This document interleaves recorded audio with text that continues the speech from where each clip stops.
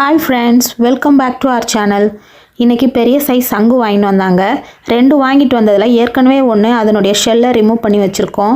இன்னும் ஒன்றும் அந்த ஷெல்லை ரிமூவ் பண்ணிவிட்டு நம்ம சமைக்க போகிறோம்.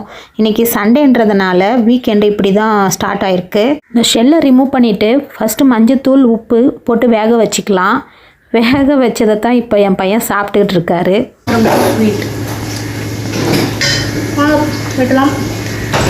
இந்த சீ ஃபுட் உண்மையிலே ரொம்ப டேஸ்டியாக இருக்கும்.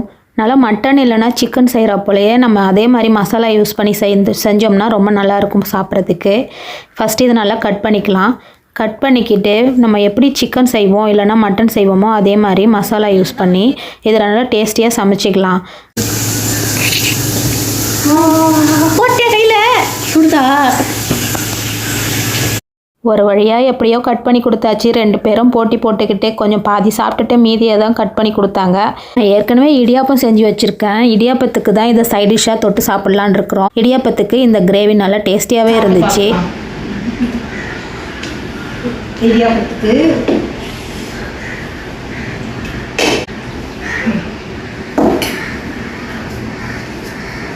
சாப்பிட்டு பார்த்து எப்படி இருக்குன்னு சொல்லலாம்.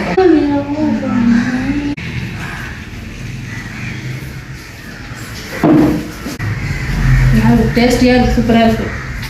உப்பு காரம் எல்லாம் கரெக்டாக இருக்குது. சாப்பிட்டு நான் தான் பார்க்க போகிறேன். நான் தான் சாப்பிட்டு பார்க்க போகிறேன். சுடுதுடா.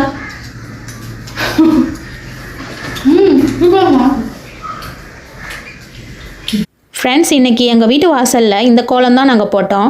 உங்களுக்கு பிடிச்சிருக்கான்னு கமெண்ட் பண்ணுங்கள். பிடிச்சிருந்தா லைக் பண்ணுங்கள். மறக்காமல் நம்ம சேனலை சப்ஸ்கிரைப் பண்ணிக்கோங்க. பாய் ஃப்ரெண்ட்ஸ், நம்ம அடுத்த வீடியோவில் மீட் பண்ணலாம்.